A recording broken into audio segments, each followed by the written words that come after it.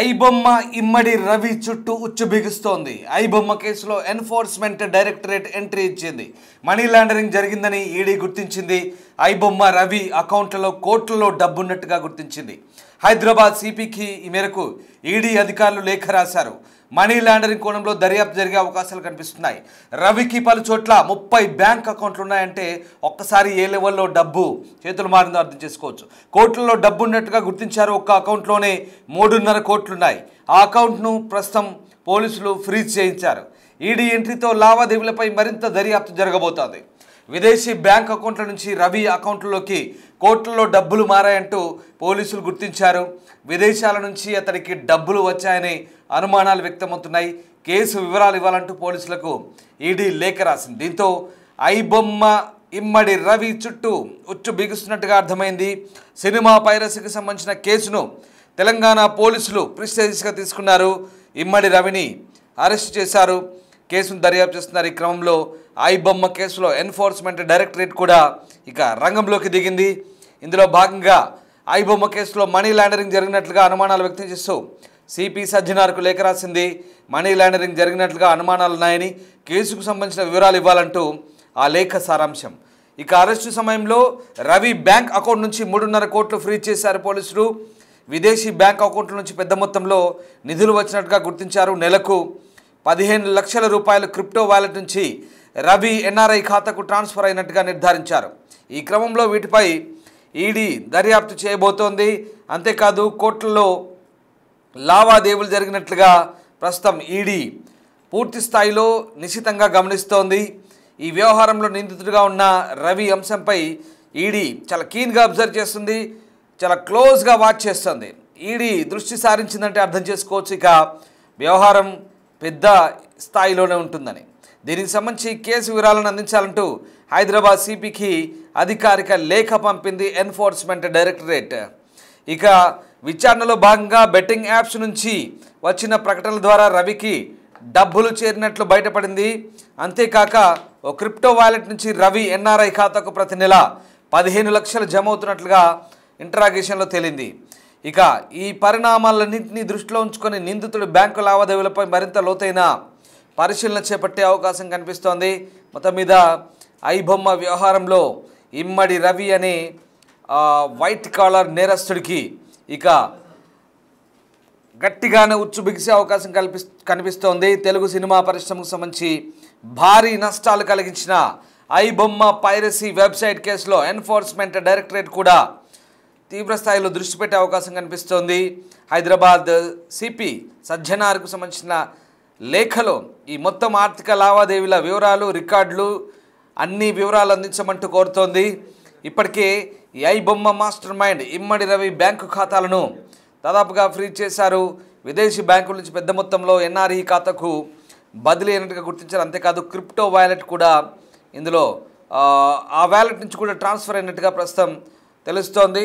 ఈ రకంగా విశాఖ వాసి అయిన ఇమ్మడి రవి ఒక వెబ్సైట్ను ఐబొమ్మ పేరుతో ఆ వెబ్సైట్ను ప్రారంభించి తెలుగు సినిమాతో పాటు ఇతర ప్రాంతీయ చిత్రాలు, ఓటీటీ ప్లాట్ఫామ్ల కంటెంట్ను పైరేట్ చేసి అప్లోడ్ చేస్తూ వస్తున్నాడు. విదేశాల్లో ఉంటూ సవాల్ విసురుతున్నాడు.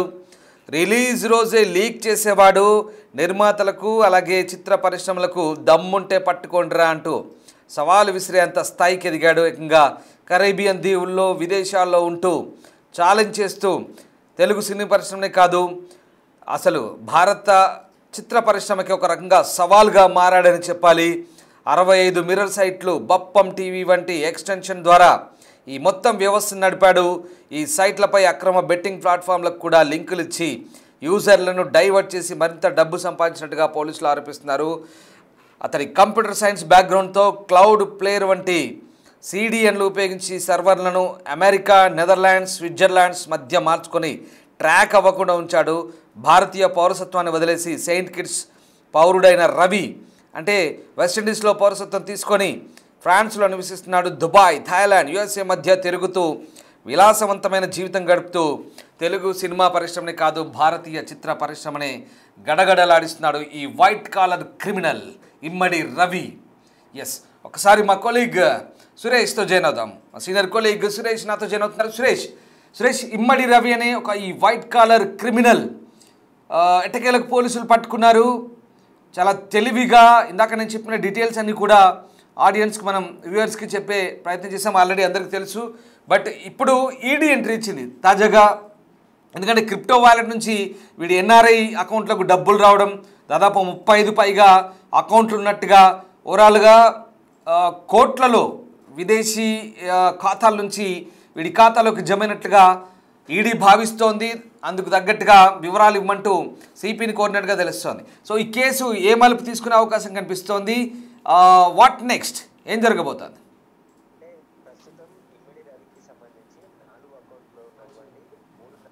రూపాయలని ఇప్పటికే పోలీసులు ఫ్రీజ్ చేశారు. అయితే ఆయన ఇంట్లో సోదాలు జరిపిన సమయంలో మరొక 33 బ్యాంక్ అకౌంట్లకు సంబంధించిన పాస్బుక్లతో పాటు క్రెడిట్ కార్డులు, డెబిట్ కార్డులు, అదే విధంగా చెక్ బుక్స్ ఇవన్నీ కూడా స్వాధీనం చేసుకున్నారు. అయితే ఇవన్నీ ఫోటో మాత్రం ఇమ్మిడి రవిది పెట్టేసి పేర్లు వేరేగా పెట్టుకొని ప్రహ్లాద్ మరికొన్ని పేర్లు పెట్టి అకౌంట్ ఓపెన్ చేసినట్టుగా పోలీసులు అనుమానిస్తున్నారు. వాటికి సంబంధించిన పూర్తి ట్రాన్సాక్షన్ అంటే దాదాపు ఒక 5-6 సంవత్సరాల నుంచి ఈ అకౌంట్స్ అన్ని కూడా మేనేజ్ చేస్తున్నట్టు కూడా పోలీసులు గుర్తించడం జరిగింది. ఇవన్నీ ఎవరి అకౌంట్స్, ఎక్కడి నుంచి ఎక్కడికి డబ్బులు బదిలీ అయ్యాయి, వాటికి సంబంధించిన పూర్తి వివరాలు అందించాలని చెప్పేసి కూడా ఆయా బ్యాంకులకి లేఖలు రాయడం జరిగింది. బ్యాంకుల నుండి వచ్చిన స్టేట్మెంట్ ఆధారంగా అసలు ఇమ్మిడి రవి ఎన్ని కోట్ల రూపాయల లావాదేవీలు జరిపాడు, అవన్నీ ఎక్కడికి మళ్లించాడు, ఫైనల్ డెస్టినేషన్ కి డబ్బులు ఎక్కడికి వెళ్ళాయి, వాటన్నిటికి సంబంధించిన సమాచారాన్ని పోలీసులు ఇప్పుడు రిజర్వ్ బ్యాంక్ తో పాటు వివిధ బ్యాంకులకు సంబంధించిన అకౌంట్స్ ఏవైతే ఉన్నాయో వాటన్నిటికి కూడా లెటర్స్ రాయడం జరిగింది. అయితే ఇప్పుడు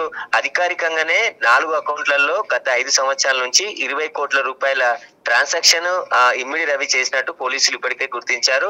ఇమ్మిడి రవి 20 కోట్లు కాదు, దాదాపు 100 కోట్ల పైననే ఆయన అకౌంట్లలోనే ట్రాన్స్ఫర్ అయినట్టు పోలీసులు అనుమానిస్తున్నారు. కాబట్టి ఇప్పుడు 100 కోట్ల రూపాయలని ఎక్కడికి ట్రాన్స్ఫర్ చేశాడు, ఎక్కడికి మళ్లించాడు, ఫైనల్ గా ఎక్కడ ఆస్తులు కొనుగోలు, హైదరాబాద్ లో కూడా భారీగా ఆస్తులు కొనుగోలు చేసినట్టు పోలీసులకు అనుమానిస్తున్నారు. కాబట్టి హైదరాబాద్ లో ఎక్కడెక్కడ ఆ ప్రాపర్టీస్ కొన్నాడు, వాటికి సంబంధించిన వివరాలన్నిటిని కూడా సేకరించే పనిలో పోలీసులు దర్యాప్తు చేస్తున్నారు. ఇక రవి లైఫ్ స్టైల్ అంతా కూడా చాలా లగ్జరీగా ఉండేది. ఇల్లు కూడా చాలా సొంత ఇల్లు కుకట్పల్లిలో అరెస్ట్ చేసిన సమయంలో ఉన్న ఇల్లు కూడా సొంత ఇల్లు, ఇంకా 4-5 ఇల్లు హైదరాబాద్ లో కొనుగోలు చేసినట్టు పోలీసులు ఇప్పటికే గుర్తించారు. అయితే ఇవి కాకుండా ఆ పార్ట్నర్స్ ఈ ఇమ్మిడి రవికి సంబంధించి ఐబొమ్మ వెబ్సైట్ తో పాటు కొన్ని వెబ్సైట్లను క్రియేట్ చేసి పెట్టుకున్నాడు. ఏ వెబ్సైట్ డౌన్ అవుతుందో మళ్ళీ తిరిగి ఇంకో వెబ్సైట్ ని అప్లోడ్ చేస్తూ ఆ వెబ్సైట్ ద్వారా సినిమాలని అప్లోడ్ చేస్తున్నట్టు కూడా పోలీసులు గుర్తించడం జరిగింది. కాబట్టి ఇమ్మిడి రవికి సంబంధించిన పార్ట్నర్స్ విదేశాలలో ఉన్నట్టు తెలుస్తుంది.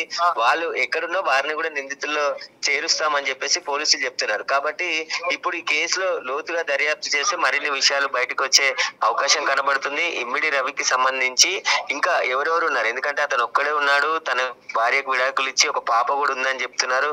ఆ పాప భార్య ఎక్కడున్నారు, అసలు విదేశాల్లో ఉంటారని చెప్పేసి పోలీసులకి రవి చెప్తున్నట్టు తెలుస్తుంది. తన తండ్రితోనే ఒక 6 నెలలకు ఒకసారి లేదంటే సంవత్సరానికి ఒకసారి ఫోన్ లో మాట్లాడేవారు, కానీ తండ్రిని కూడా ఎప్పుడు కలవలేదు అని చెప్పేసి ఈ మధ్య కాలంలో పోలీసులు గుర్తించారు. కాబట్టి ఇప్పుడు భార్యకు సంబంధించిన వివరాలను కూడా ఆరా తీసే ప్రయత్నం చేసినప్పుడు ఆమె విదేశాల్లో ఉన్నట్టు రవి చెప్తారని చెప్పేసి కూడా పోలీసులు చెప్తున్నారు. కాబట్టి ఇప్పుడు కస్టడీ పిటిషన్ వేస్తారు. కస్టడీలో తీసుకొని విచారిస్తే మరిన్ని విషయాలు కూడా బయటకు వచ్చే అవకాశం కనబడుతుంది.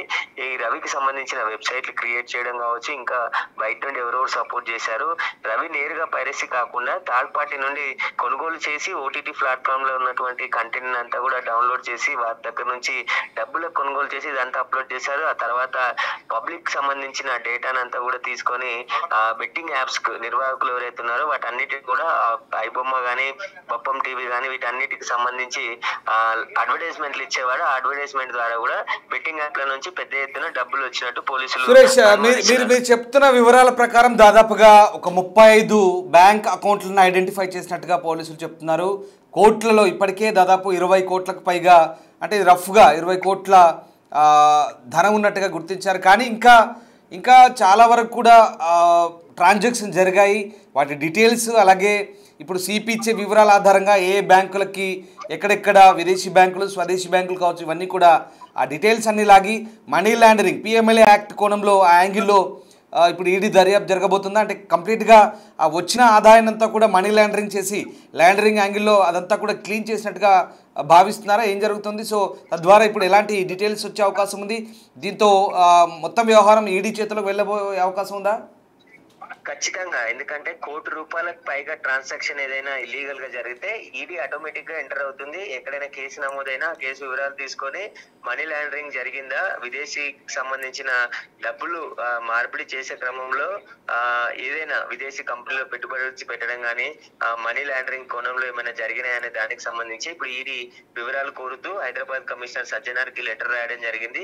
ఈ కేసుకు సంబంధించిన మొత్తం ఎన్ని కేసులు నమోదయ్యాయి, మీ దగ్గర ఉన్నటువంటి ఆధారాలు, మీరు సేకరించినటువంటి వివరాలు, వాటన్నిటికి సంబంధించిన ఇప్పటి వరకు జరిగినటువంటి కేసు డీటెయిల్స్ అన్నిటిని కూడా అందించాలని చెప్పేసి ఈడీ హైదరాబాద్ సిపి సజ్జనార్కి లేఖ రాయడం జరిగింది. వాటన్నిటిని తీసుకుని పరిశీలించిన తర్వాత ఈడీ కూడా ఈ కేసులో దర్యాప్తు చేయనుంది. ఎందుకంటే ఇప్పటికే బ్యాంక్ అకౌంట్ లో 20 కోట్ల రూపాయల ట్రాన్సాక్షన్ గుర్తించారు కాబట్టి ఈడీ ఖచ్చితంగా ఎంటర్ అయ్యి ఈ ఐబొమ్మకు సంబంధించిన రవి ఈ మొత్తం సంపాదించిన డబ్బులు కావచ్చు, విదేశాల నుండి వచ్చినటువంటి క్రిప్టో కరెన్సీ ద్వారా మిగతా మళ్ళీ బ్యాంక్ లోకి మార్చుకున్న డబ్బులు అన్ని కూడా ఎక్కడికి మళ్లించాడనే దానికి సంబంధించి ఈడీ కూడా దర్యాప్తు చేయబోతుంది.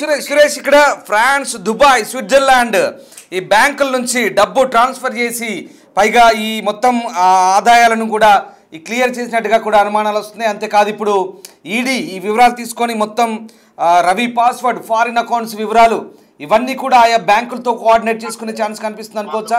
ఇంటర్నేషనల్ బ్యాంకులతో మానిటరింగ్ చేసుకొని కంప్లీట్గా ఈడీ జల్లెడ పట్టవచ్చా?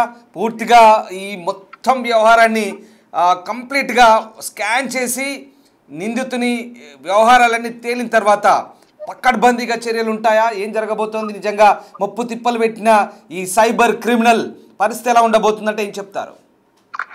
అంటే ఇప్పుడు ఈ రవి ఈ అంతా నెట్వర్క్ నడిపించినట్టు పోలీసులు ఆధారాలు సేకరించారు టెక్నికల్ గా. ఎందుకంటే రవి బ్యాంక్ ట్రాన్సాక్షన్స్ కావచ్చు, ఆయన వెబ్సైట్ ఆపరేటర్ చేసినటువంటి సర్వర్స్ కావచ్చు, ఇవన్నీ కూడా టెక్నికల్ గా రవి ఐబొమ్మ నిర్వహిస్తున్నట్టు పోలీసులు ఆధారాలు సేకరించి రిమాండ్ రిపోర్ట్ లో కూడా కోర్టుకు అదే విషయం చెప్పడం జరిగింది. కాబట్టి ఈడీ కూడా ఇప్పుడు మనీ లాండరింగ్, ఎందుకంటే కోట్లాది రూపాయలు రవి అకౌంట్ లోకి వచ్చాయి కాబట్టి అవన్నీ ఎక్కడికి వెళ్ళాయి, ఏం చేశాడు, ఇంకా రిజర్వ్ బ్యాంక్ కు సంబంధించిన వివరాలన్నీ కూడా, అంటే ఈ బ్యాంక్ అకౌంట్స్ కి సంబంధించి పూర్తి వివరాలు అందించాలని పోలీసులు ఇప్పటికే రిజర్వ్ బ్యాంక్ తో పాటు ఆయా బ్యాంకులకు కూడా లేఖలు రాయడం జరిగింది. ఇప్పుడు ఈడీ కూడా సేమ్ రవికి సంబంధించిన ట్రాన్సాక్షన్స్ అన్ని కూడా ఎలా జరిగాయి, అతను మనీ లాండరింగ్ ఏమైనా పాల్పడ్డా, విదేశాలలో నుంచి ఉంటున్నాడు కాబట్టి విదేశాలకు సంబంధించి ఇండియా పౌరసత్వం రద్దు చేసుకొని ఇతర దేశానికి సంబంధించిన పౌరసత్వం తీసుకున్నాడు కాబట్టి ఖచ్చితంగా తాను విదేశాలు తిరుగుతూ ప్రతి నెల ఒక్కొక్క కంట్రీ నుంచి ఇంకో కంట్రీకి తిరుగుతూ లగ్జరీ జీవితం గడుపుతున్నట్టు కూడా పోలీసులు గుర్తించారు. ప్రజెంటే ఆయన అకౌంట్ లో 3.5 కోట్ల రూపాయల నగదును ఫ్రీజ్ చేశారు కాబట్టి మిగతాదంతా కూడా ఈ 4 అకౌంట్ లో 20 కోట్ల రూపాయల ట్రాన్సాక్షన్ జరిగిందని చెప్పేసి పోలీసులు అధికారికంగా గుర్తించారు. కాబట్టి ఈ 20 కోట్లే కాదు, ఇంకా ఇప్పుడు 33 అకౌంట్లకు సంబంధించి ఏవైతే బ్యాంక్ పాస్బుక్లు దొరికాయో వాటన్నిటిని కూడా విశ్లేషిస్తే 100 కోట్ల మార్కు కూడా దాటే అవకాశం ఉంటుంది. అవన్నీ కూడా ఏం జరిగింది, రవికి సంబంధించి మొత్తం బెట్టింగ్ యాప్స్ లతో ఎవరెవరితో లింకులు ఉన్నాయి, బెట్టింగ్ యాప్స్ కి సంబంధించి పెద్ద ఎత్తున డబ్బులు తీసుకున్నాడు, పబ్లిక్ డేటాని కూడా కలెక్ట్ చేసి ఆ డేటాని బెట్టింగ్ యాప్స్ నిర్వాహకులకు అందించాడని చెప్పేసి కూడా మిగతా ఎవరికైనా ఉంటే వారికి అమ్ముకున్నాడు అనే దానికి సంబంధించి కూడా పోలీసులు ఆరా తీస్తున్నారు. కాబట్టి ఇప్పుడు పోలీసులు ఇన్వెస్టిగేషన్ జరిగిన సంబంధించి ఇప్పటి వరకు, అంటే రవిని అరెస్ట్ చేసి విచారించిన వరకు ఈ కేసు 6 నెలల నుంచి పోలీసులు ఇన్వెస్టిగేషన్ చేస్తున్నారు. గతంలో ఒక 10 మందిని అరెస్ట్ చేసి రిమాండ్ కి తరలించారు. బీహార్ కి చెందిన ఆకాష్ అనే వ్యక్తి మొత్తం ఏదైతే సినిమా రెడీ అయ్యి సర్వర్ల నుండి సినిమా థియేటర్ కి వస్తుందో ఆ సర్వర్ని హ్యాక్ చేసి సినిమాలని పైరసీ చేశారు. కాబట్టి రవి మాత్రం ఎవరైతే ఓటీటీల నుంచి డౌన్లోడ్ చేసి తర్వాత వారి నుంచి పర్చేజ్ చేసి వెబ్సైట్లలో పెడుతున్నట్టు పోలీసులు గుర్తించారు. కాబట్టి ఇప్పుడు రవి మొత్తం ఆయన బ్యాంక్ అకౌంట్స్ కి సంబంధించి ఖచ్చితంగా మనీ లాండరింగ్ జరిగి ఉంటుందని చెప్పేసి ఈడీ అనుమానిస్తుంది. ఆ కోణంలోనే ఈడీ దర్యాప్తు చేయబోతున్నట్టు తెలుస్తుంది. పూర్తి ఆధారాలు సేకరించిన తర్వాత ఈడీ కూడా కస్టడీలోకి తీసుకొని రవిని విచారించే అవకాశం ఉంది. Right, yes, thanks for the update Suresh. So మొత్తం మీద ఇమ్మంది రవి ఐబొమ్మ నిర్వాహకుడు, ఇతనొక తెలివి మీరిన సైబర్ క్రిమినల్. ఏకంగా సినీ పరిశ్రమని గడగడలాడించి విదేశాల్లో ఉంటూ ఒక రకంగా ముప్పు తిప్పలు పెట్టిన ఈ సైబర్ క్రిమినల్ ఎటకెలకు పోలీసులకు చిక్కాడు. ఇక భారత పౌరసత్వాన్ని వదులుకొని సెయింట్ కిట్స్ పౌరుడయ్యాడు. ఇతను ఫ్రాన్స్లో నివసిస్తున్నాడు. దుబాయ్, థాయిలాండ్, యుఎస్ఏ మధ్య తిరుగుతాడు ఈ అంతర్జాతీయ నేరగాడు. ఒక రకంగా వీడి బ్యాంక్ అకౌంట్లు లావాదేవీలు చూస్తే కళ్ళు తిరిగిపోయాయి పోలీసులకే. నవంబర్ 14 హైదరాబాద్ వచ్చాడు. కూకట్పల్లి పోలీసులు అదుపులోకి తీసుకున్నారు. ఐబొమ్మ ద్వారా మొత్తం 20 కోట్లకు పైగా సంపాదించాడు. పోలీసులు 35 బ్యాంక్ ఖాతాలు, మల్టిపుల్ మొబైల్స్, ల్యాప్టాప్స్, హార్డ్ డిస్కులు, పెన్ డ్రైవ్లు, పాస్బుక్లు స్వాధీనం చేసుకున్నారు. ఇప్పటికే రవి బ్యాంకు ఖాతాల నుంచి 3.5 కోట్లు ఫ్రీజ్ చేశారు.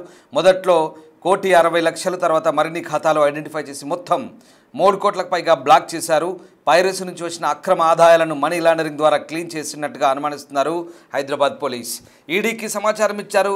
ఈడీ ఈ కేసు వివరాలు, బ్యాంక్ స్టేట్మెంట్లు, ట్రాన్సాక్షన్ రికార్డులు అందించమని సిపికి లేఖ రాసింది. దీని ఆధారంగా PMLA మనీ లాండరింగ్ యాక్ట్ కింద దర్యాప్తు ప్రారంభించారు.